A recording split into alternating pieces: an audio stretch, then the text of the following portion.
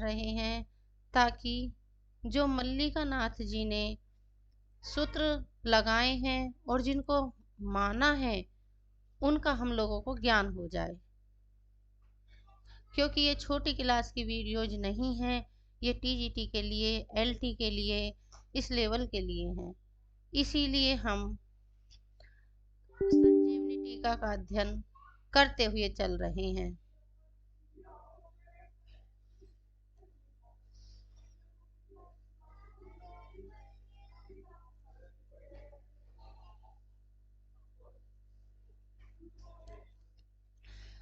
श्लोक संख्या 31। यक्ष में को निर्देश देता है कि अवंती प्रदेश में पहुंचकर उज्जैनी में अवश्य जाना।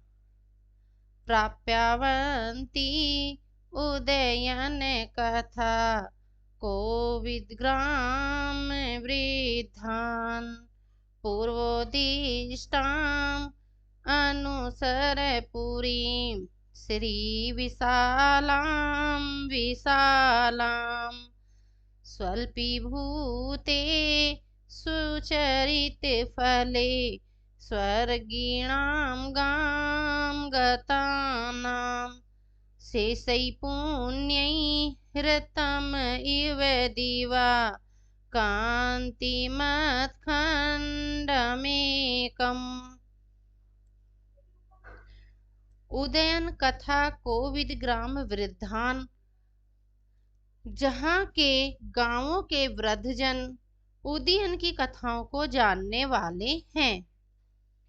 अवंतीन, अवंती प्रदेश को, पूर्वोदिष्टम, पहले जो बताई गई हैं, श्री विशालाम, संपत्ति से संपन्न, विशालाम, उज्जैनी को, उपसर जाना, सुचरित फल, सुचरित फले, पुण्य कर्मों के फलों से, जो पुण्य थे उनके कर्मों के फलों से, स्वल्पीभूते, कम हो जाने पर, गांव, पृथ्वी पर, गतानाम, आए हुए, स्वर्गीणाम, स्वर्ग वालों के, दिवा, स्वर्ग का,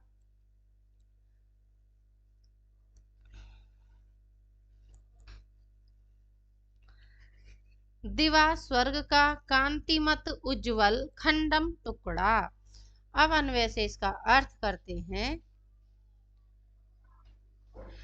उदयन कथा कोविद ग्राम वृद्धान, जहाँ के ग्रामों के वृद्ध जन उदयन की कथाओं को जानने वाले हैं।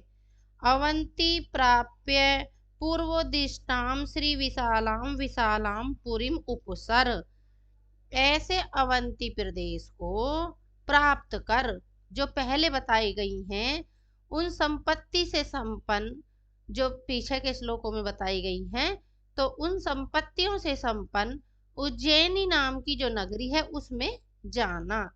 तो कैसी है देखो, बता रहे हैं।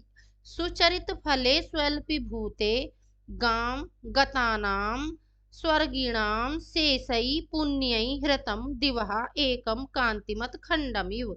सुचरितै फलै स्वल्पीभूते गाम, मानव पुण्य कर्मों के फल के कम हो जाने पर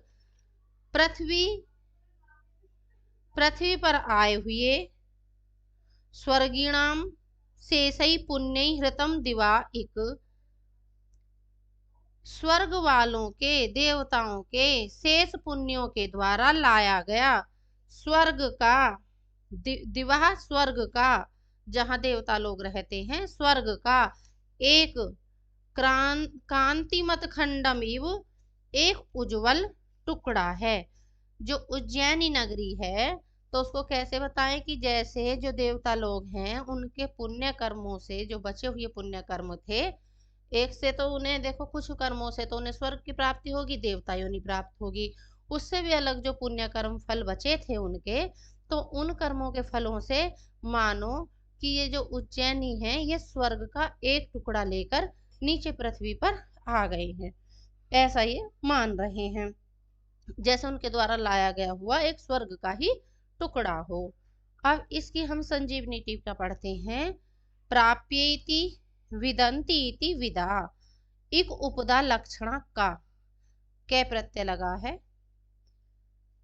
फिर ओकसो वेद्य स्थानस्य विदा कोविदः, ओकार लुप्तेः प्रसोदरादित्वत्साधु, इस सूत्र से कोविदा बना। उद्यनस्य वत्सराजस्य कथानः वासवदताहरणात् उदयन उद्पाख्यानं कोविदा तत्त्वज्ञा ग्रामेषु ये वृद्धास्ते येषु तान अवन्ति सतन नाम जनपदान प्राप्य तत्पूर्वोदिष्टां पूर्वोक्तां शोधोत्संग प्रणय विमुखो मा स्मः भू उज्जैन्यः इति उक्तां श्री विशालां संपत्तिं शोभा संपत्ति पद्यसु लक्ष्मीः श्रीरिवः दृश्यते इति शाश्वतः विशालां पुरीम उज्जैनीम अनुसर व्रजा कथम इव स्थितां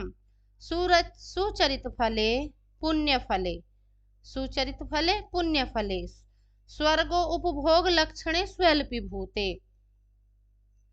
अत्य अल्प अवशिष्टे सतीर्ति अर्थः गाम भूमि गतानां, गांव का अर्थ गांव का भूमि, गतानां गोरिला कुंभिनी क्षमा इत्य अमरः पुनरअपि भूलोक गतानाम इति अर्थः स्वर्गीणां स्वर्गवतां जनानां शेष भुक्ता शिष्टै पुण्यै सुकृतै हृतमानितं स्वर्ग्याम अनुतिष्ठित करम शेषाणां स्वर्गादानां अवश्य यथा अवश्यम्भ्या आवदिति भावः कातिरस्य अस्तीति कान्तिमत उज्ज्वलम् सारभूतमिति अर्थः एकं भुक्तात् अन्यत् एके मुख्यान्य केवलः इत्यमरः दिवासुर्गस्य खण्डम् इव स्थिताम् इति उत्प्रेक्षा एतेन अतिक्रांत सकल भूलोक नगर सौभाग्य सारत्वम उज्जैनिनां व्यज्यते। अब देखिए टिप्पणी में इसकी में कि जो उद्यन कथा कोविद ग्राम वृद्धान, यहाँ जो ये लिखकर कवि ने उद्यन की कथा की ओर जो संकेत किया है, यह कथा मूल रूप से गुणाढ़ की व्रत कथा में मिलती है, परंतु यह ग्रंथ पैसाची में लिखा हुआ है। कौन सा ग्रंथ? गुणाढ़ की जो व्रत कथा है, और अपने मूल रूप में आज अप्राप्य है। और यह टीजीटी में प्रश्न भी पूछा गया था कि गुणाढ़ की व्रत कथा की भाषा। इसका संस्कृत अनुवाद सोमदेव ने कथा सरित सागर तथा क्षेमेंद्र ने व्रत कथा मंजरी नाम से किया है। कथा सरित सागर में यह कथा लंबक 2 से 8 तक विस्तृत रूप में वर्णित है। अब संक्षेप में कथा इस प्रकार है कि पृथ्वी पर वत्स नाम का एक देश था, जिसमें कौशाम्बी नाम की नगरी थी। वहां परीक्षित का पुत्र जनमेजय का पुत्र शतानिक राजा था। उसके सहस्रानिक नामक पुत्र हुआ। सहस्रानिक की पत्नी का नाम मगवती था। उनके पुत्र का नाम उदयन था। उदयन ने उज्जैन के राजा चंड महासेन की पुत्री वासवदता का अपहरण कर उससे विवाह किया। उसके बाद मगध के राजा प्रद्योत की पुत्री पद्मावती से विवाह कर लिया। उसके वासवदता से एक पुत्र उत्पन्न हुआ, जिसका नाम नरवाहन दत्त रखा। इसके अतिरिक्त यह कथा भास के स्वपन वासवदतम तथा प्रतिज्ञा योगंधरायणम नामक नाटकों में भी लगभग इसी रूप में मिलती है। अब जो दूसरा शब्द आया है विशालाम, यह उज्जैनी का ही दूसरा नाम है। वल्लभ आदि कुछ टीकाकारों ने विशालाम को नाम न मानकर पुरीम का विशेषण माना है। तब इसका अर्थ इस प्रकार होगा, श्री विशालाम पूर्वोदिष्टाम पुरीम उपसर अर्थात संपत्ति से संपन्न महान पूर्वोक्त नगरी उज्जैनी जाओ। आचार्य मल्लीनाथ ने उपसर के स्थान पर अनुसर पाठ स्वीकार किया है। देखिए, मल्लीनाथ ने उपसर के स्थान पर अनुसर पाठ स्वीकार किया है, ये हमारे लिए इम्पोर्टेंट है। स्वल्पीभूते सुचरित फलई, उज्जैनी नगरी अति समृद्ध, संपत्तिशालिनी तथा स्वर्गिक सुखों से युक्त है। अतः ऐसा प्रतीत होता है कि यह स्वर्ग का ही एक टुकड़ा है। पुण्य कर्मों के स्वर्ग से बहुत समय तक निवास करने वाले पुण्यशाली व्यक्ति पुण्यों के भोग के अनंतर शेष पुण्यों के साथ जब पृथ्वी पर लौटने लगे तो स्वर्ग का टुकड़ा भी वहां से लेते आए। कवि ने कल्पना की है कि मानो वह उज्जैनी ही स्वर्ग का एक टुकड़ा है। हिंदू शास्त्रों के अनुसार पुण्य कर्म करने वाले व्यक्ति स्वर्ग में चले जाते हैं तथा उन कर्मों के फल के रूप में स्वर्ग का सुख भोग कर फिर वापस पृथ्वी पर लौट आते हैं। श्रीमद् भगवत गीता में भी बताया है 9वें अध्याय के 21वें श्लोक में, ते तम भुक्त्वा स्वर्गलोकम विशालम क्षीणे पुण्ये मृत्युलोकम विसंति ही।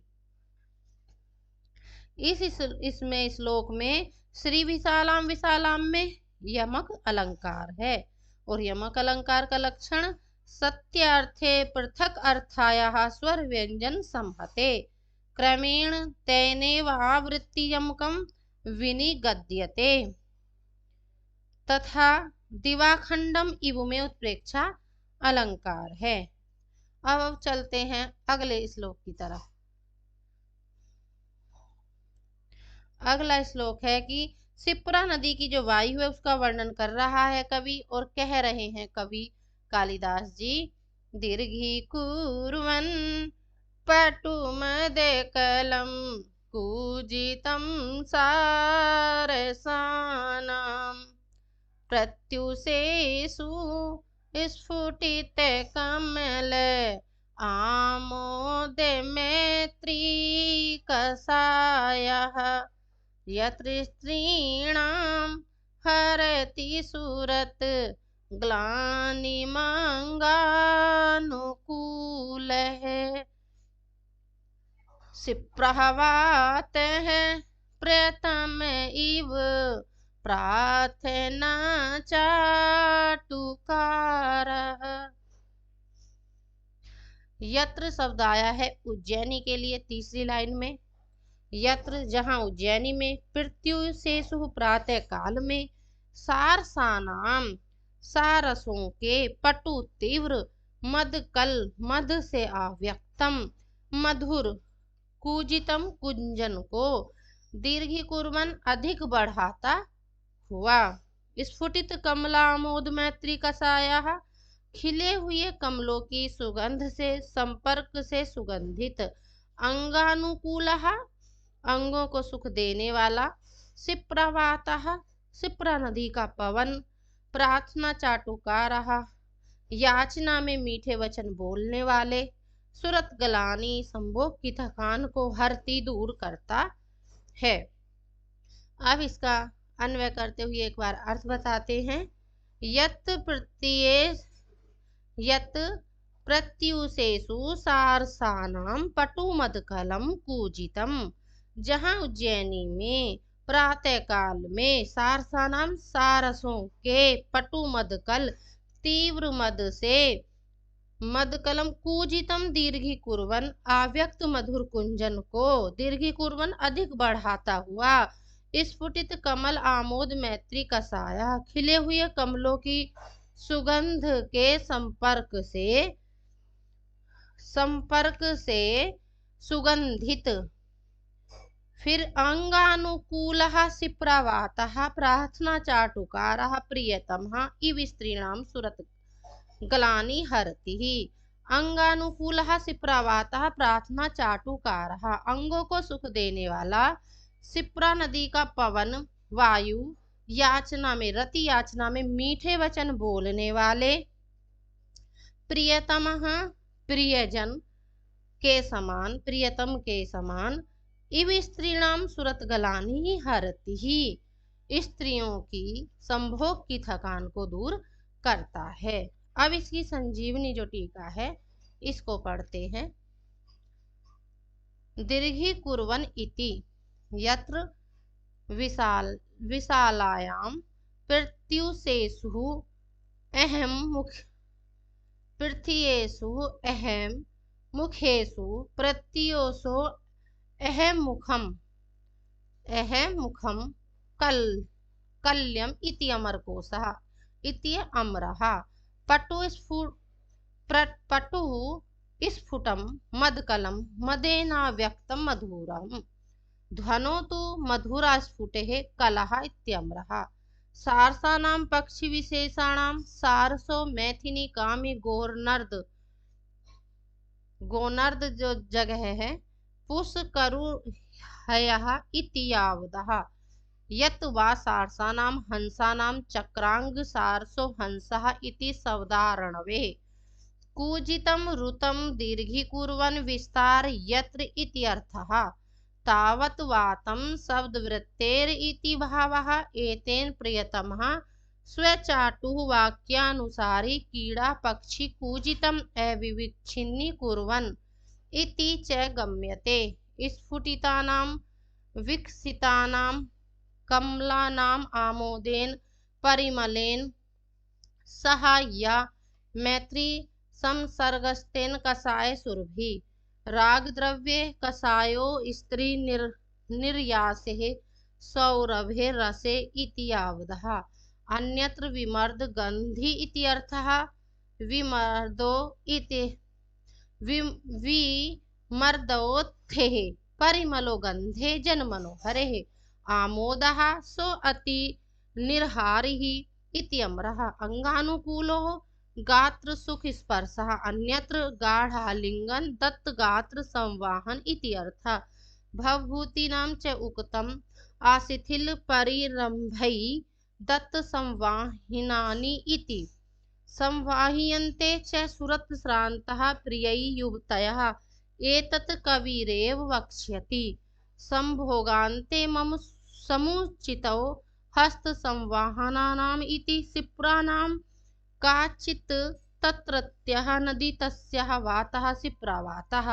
शिप्रः ग्रहणं सेत्येत् द्योतनार्थं प्रार्थना सुरतस्य याचा तत्र चाटु करोति इति तथा उक्तः। पुनः सुरतार्थ प्रियवचन प्रयोक्ते इति अर्थः। कर्मणि यण प्रत्यय। प्रियतमो वल्लभः इव स्त्रीणां सुरतगलानि संभोग खेदम हरति नुदतिः। चाटुक्तिः भी विस्तृत पूर्वरति खेदः। स्त्रियः प्रियतम प्रार्थनां सफलयान्ति इति भावः। प्रार्थना चाटुकहर इति अत्र खंडिता नायिका अनुनीतः इति व्याख्याने सुरतगलानि हरणं न संभवति। तस्य पूर्वं सरताभात् पश्चात् तत् सुरुलानिहरणं नु तु नेदानीतं कोश समनार्थं चाटुवचनं साध्यम् इति उत्प्रेक्ष्य इव उचितः विवेकिनां। ज्ञाते न्यासंग विकृतेः खंडेतेषु आकर्षायितः इति 10 रूपक में आया है। अब जो यहाँ पे ये शिप्रा नदी की बात कर रहे हैं, ये श्लोक शिप्रा नदी के लिए समर्पण है। और जो शिप्रा नदी है वो भी उज्जैनी में ही बह रही है और महाकाल उसी के तट पर है। शिप्रा एक नदी है, उज्जैनी इसी के तट पर स्थित है। प्रार्थना चाटु कह रहा, शिप्रा के रमण करने से थक जाने पर प्रेमी फिर रमण करने के लिए उसकी खुशामंद करता है, मीठी मीठी बातें करता है तथा थकान को दूर कर शरीर में ताजगी उत्पन्न करता है। उसी प्रकार शिप्रा नदी का पवन हवा प्रेमियों के समान रमणियों की संभोग थकान को दूर कर रहा है। कुछ टीकाकारों ने यहाँ खंडिता नायिका की कल्पना की है। जब खंडिता नायिका पति के चरित्र पर संदेह करती है तो नायक उसे प्रसन्न करने के लिए मीठी मीठी बातें बनाते हैं। साहित्य दर्पण में खंडिता नायिका का लक्षण दिया है। पासर्वम एति प्रियो यस्याः अन्य संयोग चिन्हितः सा खंडितेति कथितः धैर्य ईर्ष्या कसायितः। दूसरी स्त्री से अब जो इसमें और क्या हमारा अलंकार है, तो पूर्ण उपमा इसमें अलंकार है। अब अगले श्लोक पे चलते हैं। उज्जैनी के अपार वैभव का वर्णन करते हुए कवि कहता है कि हारस्तारान तरल गुटिकान कोटि सांख्य सूक्ति सस्पश्यामान मरकते मणिन उन्मयूख प्ररोहान दृष्ट्वा यस्याम विपणिरचितान् विद्रुमाणां च भंगान् संलक्ष्यन्ते सलिलनिधयः स्तोयमात्रा वैशेषः संलक्ष्यन्ते सलिलनिधयः तोयमात्रा वैशेषः। यह भी प्रक्षिप्त का श्लोक माना गया है। इतः परम प्रक्षिप्तम अपि श्लोक त्रयम व्याख्यायते। तो यह भी प्रक्षिप्त का श्लोक माना गया है। दो हम पहले वाली वीडियो में पढ़ लिए हैं, एक ये आ गया है, तो तीन हो गए हैं। अब इसके शब्दार्थ हैं। यस्या, यस्या जिस उज्जैनी की बात कर रहे हैं, जिस उज्जैनी में विपणि रचितान, विपणि बाजारों में, रचितान बिक्री के लिए सजाए गए, रचितान माने सजाए गए, जो बाजारों में लगाए गए हैं बिक्री के लिए। तारान शुद्ध तरल गुटिकान, तरल हारों के मध्य जो गुटिकान मणि वाले, हारों के मध्य मणि वाले, सस्पुष्यमान घास के समान हरे, उन मयूख प्रोहान अंकुरों के समान ऊपर को उठी हुई किरणों से चमकती हुई मरकत मणि, मरकत मणियों को, विद्रुमाणा मूंगों के भंगान टुकड़ों को, सलिल निधया समुद्र, सलिल निधया समुद्र, तोय मात्रावशेष केवल जल मात्र शेष रह गया हो, समलक्ष्यते दिखाई देते हैं। अब इसका अन्वय करते हुए थोड़ा सा अर्थ करते हैं।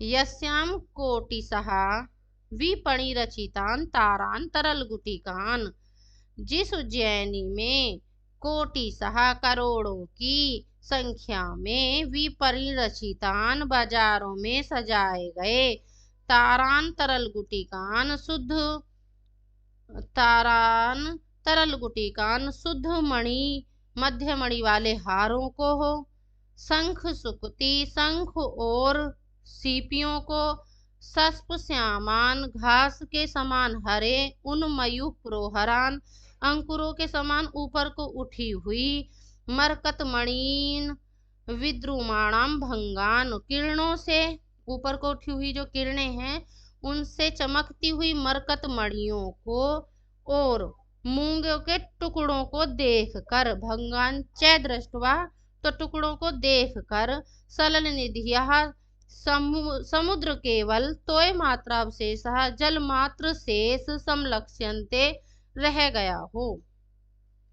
अब इसकी टिप्पणी करते हैं। हारान इति यस्याम विशालायाम कोटिशो विपणिषु पर्ण्यवीथिकासु, विपणि पर्ण्यवीथिका इति अमरः रचिनान प्रसारितान इदं विशेषणम यथालिंगम सर्वत्र संवध्यते, तारान शुद्धान तारो मुक्तादि समशुद्धौ तरणेः शुद्ध मोक्तिके विश्वः, तरल गुटिकान मध्य मणिभूत महारत्नान, तरलो हार मध्यगः, जो हार के मध्य में होती है, बीच में जो होती है, नग वगैरह जो लगाए रखते हैं आर्टिफिशियल देख लिए, क्योंकि हम तो भाई गोल्ड का देखे नहीं है, तो इसलिए हम बता रहे हैं। जो आर्टिफिशियल होते हैं उनमें बहुत मोटे मोटे रतन से लगे हुए आते हैं वो नग, तो वो ऐसे लगते हैं जैसे मणि लगा दी हो।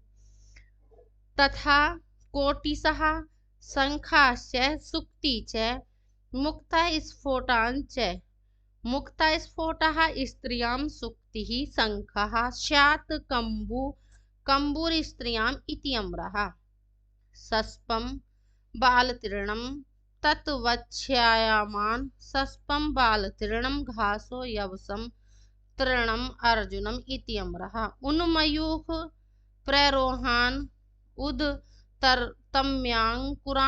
मरकतमणिं गरुडरत्नानि तथा विद्रुमाणां भंगान् प्रवालखण्डांश्च दृष्ट्वा सलिलनिध्या समुद्रः तोयमात्रावशेषो येषां ते तादृशः संलक्ष्यन्ते तथानुमीयन्तः इति अर्थः।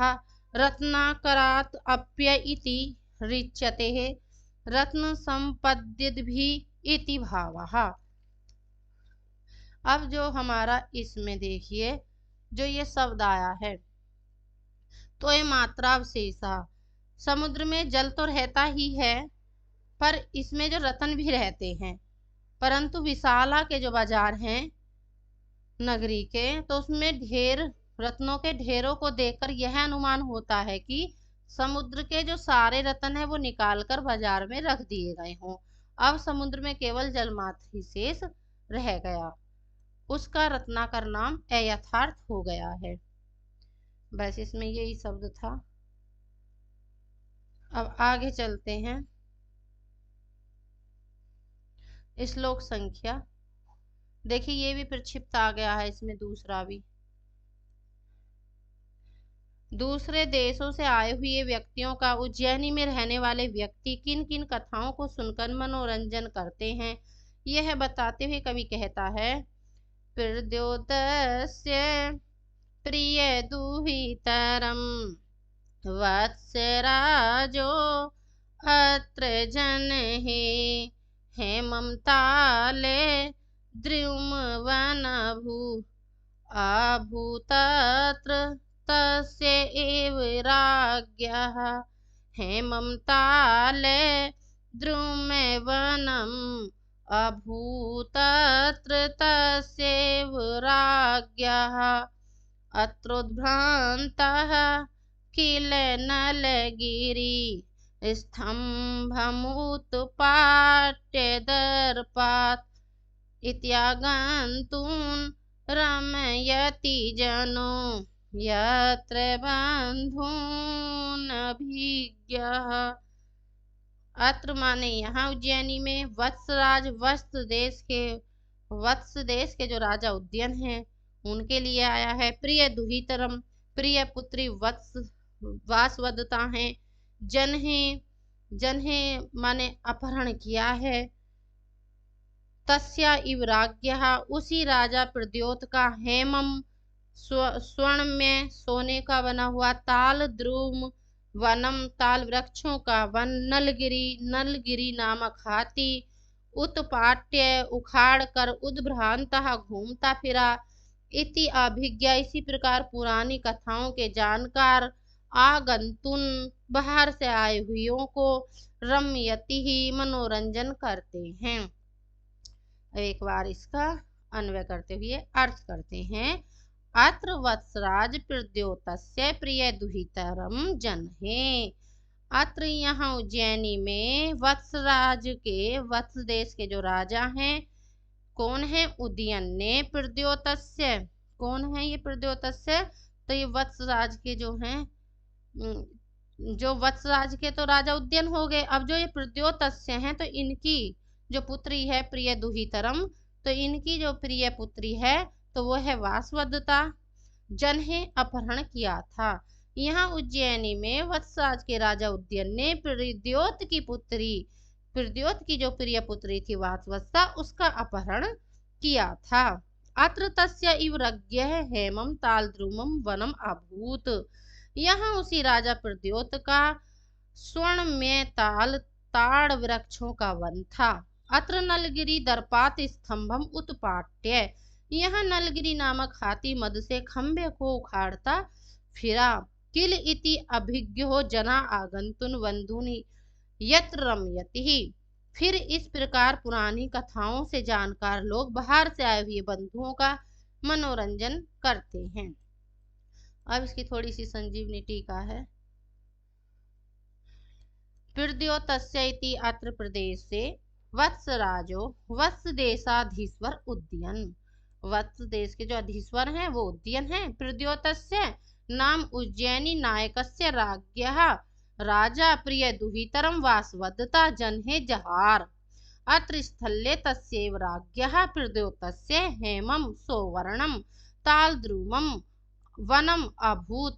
अत्र नीलगिरी नामेन्द्र दत्तः तदीयोः गजो दर्पान् मदात् स्तम्भमालानुम् उत्पाट्य योद्धृति तयोद्भ्रान्तः उत्पाट्य भ्रमण कृतवान्।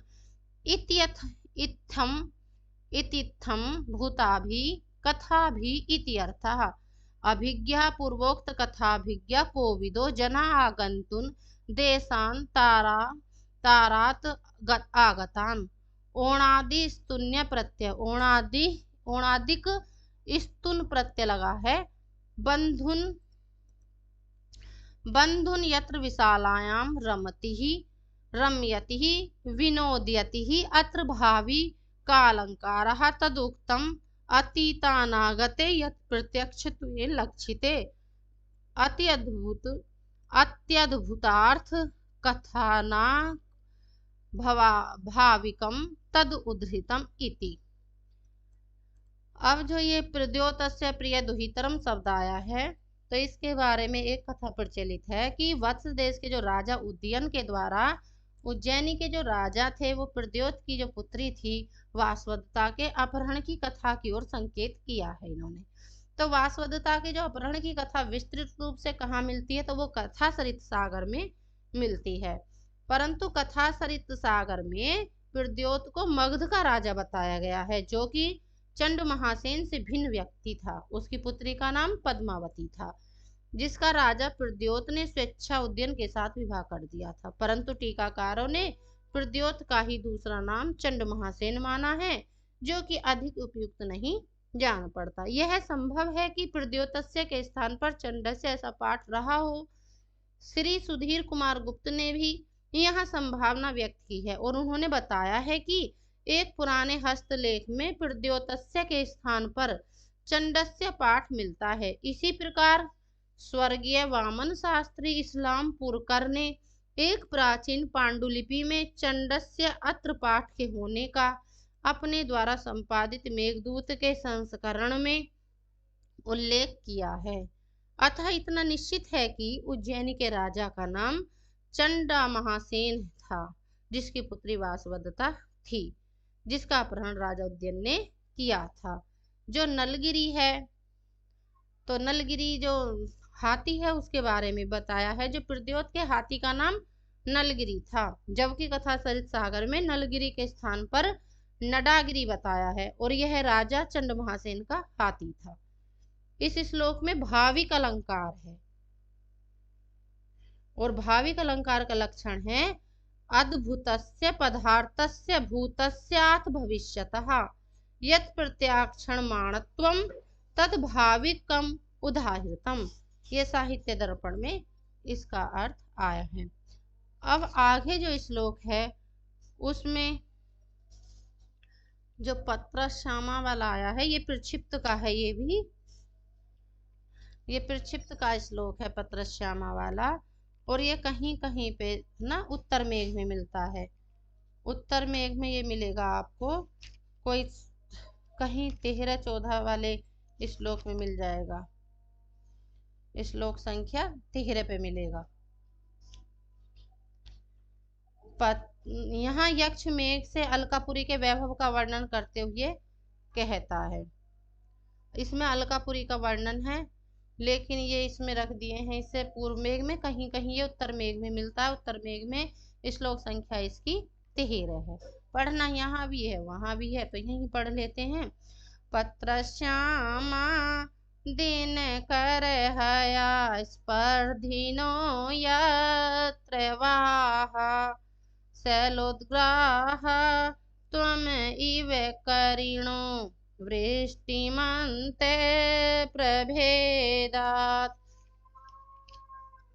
योधाग्रण्य प्रतिदश मुखम संयुखेतस्तिवासः प्रत्यादिष्टः अभरणरुचया चंद्रहासः व्रणकै। वाहा शब्द आया है प्रथम लाइन में।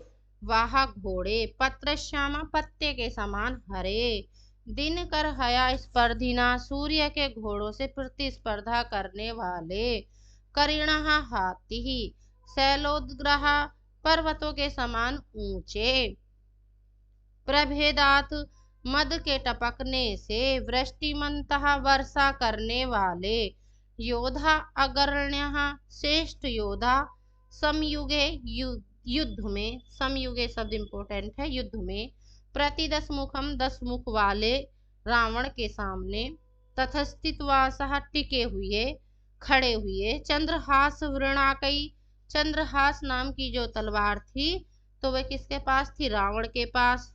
तो तलवार के घाव रूपी चिन्हों के जो कारण थे, तो घाव रूपी चिन्हों के कारण सव्रणाकई का अर्थ है घाव रूपी चिन्हों के कारण। प्रत्यादिष्टाभरण रुचि, आभूषण धारण करने की इच्छा को छोड़े हुए। अब अन्वय से अर्थ करते हैं। यत्र वाहा पत्र श्यामा दिनकर हया स्पर्धिना करीणः, जिस अलकापुरी में घोड़े पत्तों के समान हरे, इसीलिए वर्ण और वेग में सूर्य के घोड़ों से स्पर्धा करने वाले हैं। करीणा हाथी, शैलोद्ग्रह पर्वतों के समान, अग्रह ऊंचे, तथा प्रभेदात त्वम इव वृष्टिमन्तः, तथा मद के टपकने या बहने के कारण तुम्हारे समान वर्षा करने वाले हैं। योधागर्ण्यः समयुगे प्रतिदश मुखम तस्थिवासः, श्रेष्ठ योद्धा युद्ध में रावण के सामने टिके हुए, इसीलिए रावण की, चंद्रहास व्रणकई, चंद्रहास नामक तलवार के घाव रूपी चिन्हों के कारण, प्रत्यादिष्टाभरण रुचि, आभूषण धारण करने की इच्छा को छोड़े हुए है। वो समझते हैं कि 10 मुख वाले जो रावण है हमने उसका सामना किया है, और ये हमारे जो चिन्ह लगे हुए हैं तलवारों के इधर उधर, यही हमारे आभूषण हैं। और वे योद्धागण अपने आत्मविश्वास के साथ बताते हैं, दिखाते हैं अपने चिन्हों को कि ये देखिए हमने रावण का सामना किया था, वो 10 मुख वाला था और इतना बड़ा योद्धा था। यहाँ योद्धा की विशेषताएं बताई गई हैं।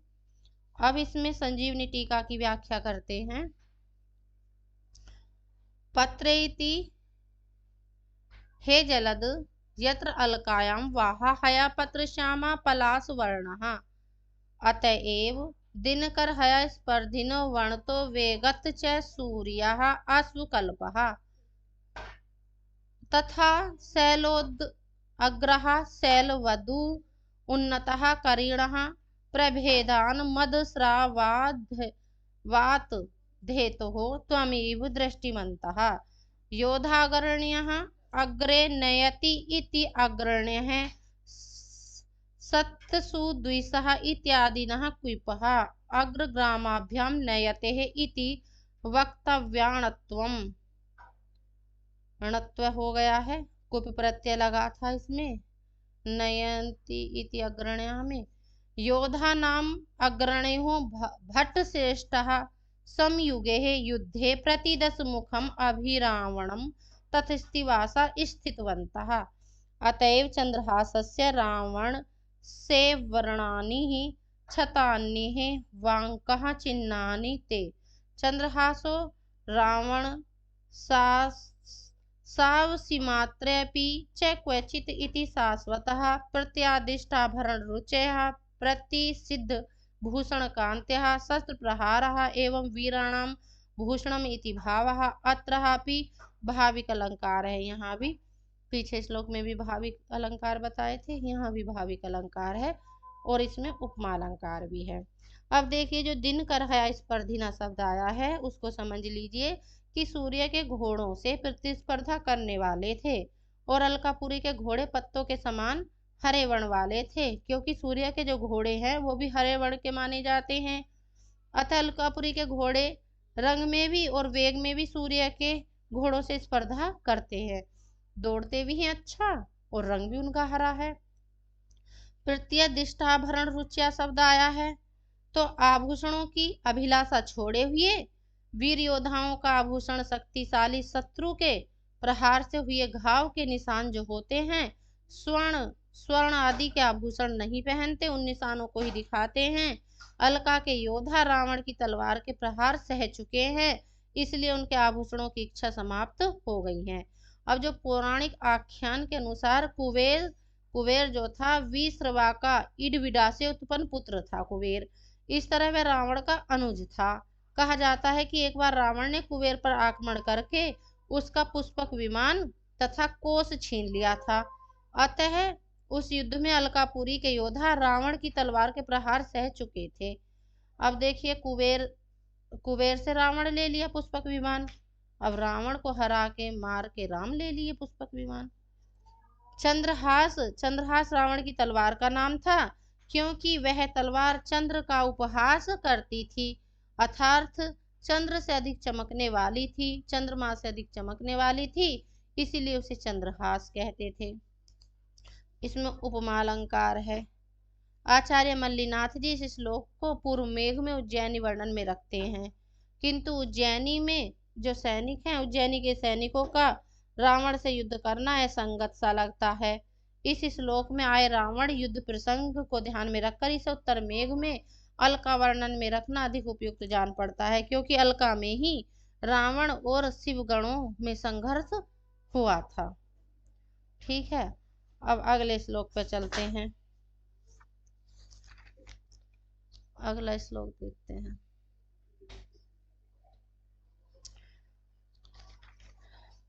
यक्ष मेघ से कहता है कि उज्जैनी के महलों की शोभा देखते हुए अपने मार्ग की थकान को दूर करे।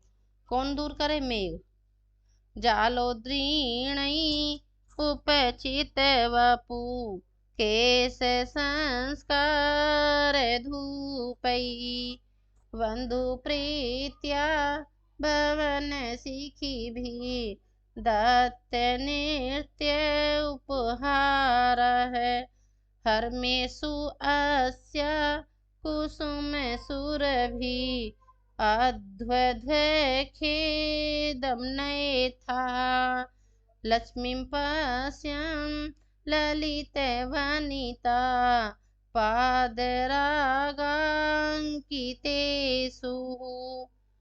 जालोद्रीणई जालियों में से निकालते हुए, जो जंगले बने होते हैं जालियों में से निकालते हुए, केश संस्कार धूपई स्त्रियों के केशों को सुगंधित करने वाले धूपों सुगंधित द्रव्यों के धुएं से, उपचित वपु पुष्ट शरीर वाले, भवन सिखी भी भवनों के मोरों द्वारा, दत्त नृत्य उपहारा नृत्य का उपहार किए गए, कुसुम सुरभिसु पुष्पों से सुगंधित, ललित वनिता पादरागांकितेषु सुंदरियों के चरणों के लाक्षारस से चिन्हित, हर्मेषु महलों में प्रसादों में, लक्ष्मी पश्यन शोभा को देखते हुए, लक्ष्मी शोभा पश्यन देखते हुए, अध्वखेदम मार्ग की थकान को, नयथा दूर कर देना। नयथा विधिलिंग का मध्यम पुरुष का एक वचन रूप है।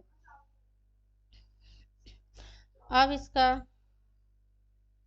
अनुवाद करते हैं। जालोद्रीणई के संस्कार धूपई उपचित वपु बंधु प्रत्यह, जालियों में से निकालते हुए, जंगलों से निकालते हुए, जब धूप आती है तो जंगले में को रोशनदान में को आती है, उसी की बात कर रहे हैं। जालियों में से निकालते हुए केशों को सुगंधित करने वाले धुएं सुगंधित द्रव्यों के धुएं से, पुष्ट शरीर वाले, बंधु प्रत्यय बंधु के स्नेह के कारण, भवन सिखी भी भवनों के मोरों के द्वारा, दत्त नृत्य उपहारा तो मोरों के द्वारा नृत्य का उपहार दिए गए, कुसुम सुरभिसु पुष्पों से सुगंधित, ललित वनिता पादरागांकितेषु सुंदरियों के चरणों के लाक्षारस से चिन्हित, हर्मेषु महलों में, अस्या इस उज्जैनी के, महलों की बात हो रही है। उज्जैनी के महलों की लक्ष्मी पश्यन शोभा को देखते हुए अद्वखेदम मार्ग की थकान को नए था दूर करना। अब संजीवनी टीका पढ़ते हैं इनकी।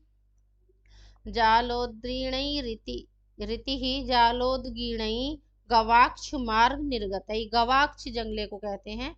जालम गवाक्ष अनाये जाल के कट पे गणे इति यावदः। केश संस्कार धूपै वनिता केश वासनार्थे गंध द्रव्य धूपै इति अर्थः। अत्र संस्कार धूपयोः तात अर्थे अपि यूपदार्वादिवत् प्रकृति विकारात् त्वाभवात् असुघासादि आदिवत षष्ठी समासों न चतुर्थी समासा। चतुर्थी नहीं है इसमें, केसर संस्कार धूपई में षष्ठी तत्पुरुष है। उपचित वपु परिपुष्ट शरीरः बंधो बंधुरिति परप्रीत्या भवन शिखी भी ग्रहम मयूर दत्त्यो नृत्यम इव उपहारः उपायनम यस्मै सा तथा उक्तः।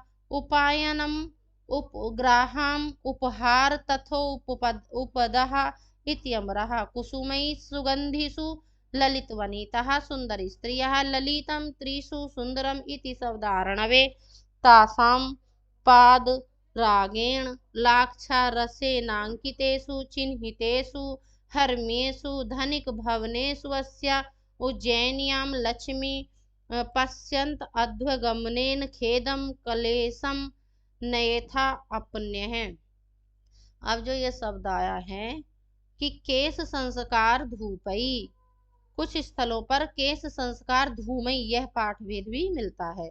प्राचीन काल में स्त्रियां सिर धोने के बाद केशों को सुगंधित द्रव्यों के धुएं से सुखाती थी। लेकिन ये किस मौसम में सुखाती थी? ये सर्दियों के मौसम में सुखाती थी। और यहाँ बरसात के मौसम की बात हो रही है, तो उस समय भी ये यहाँ पे बता रहे हैं कि सुगंधित द्रव्यों के धुएं से सुखाती थी। इसी का वर्णन यहाँ पर इस पद के द्वारा किया गया है। भैया उज्जैनी की बात हो रही है और स्वर्ग का टुकड़ा बताया, तो वहां पता नहीं क्या हो जाए।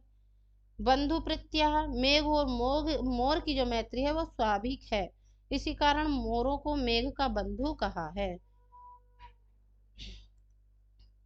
अब अध्वखेदम नहीं था, कुछ स्थलों पर अध्व खिन्नांतरात्मा यह पाठ मिलता है। इसका अर्थ है मार्ग से जिसका अंतरात्मा थक गया है। यह पाठ मानने पर प्रकृति श्लोक में क्रिया पद न होने के कारण इसका तथा आगे वाले श्लोक भर्तुकंठा का अर्थ इकट्ठा ही मानते हैं।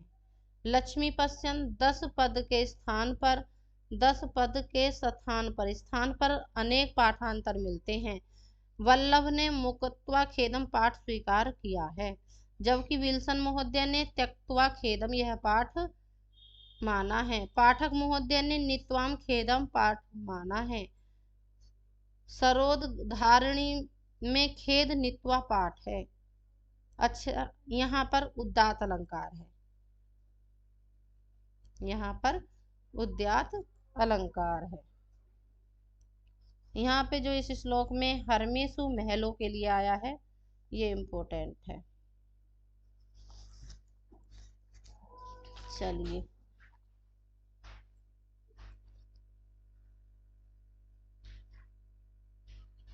ये तो इसी का था, भर्तुकंठा।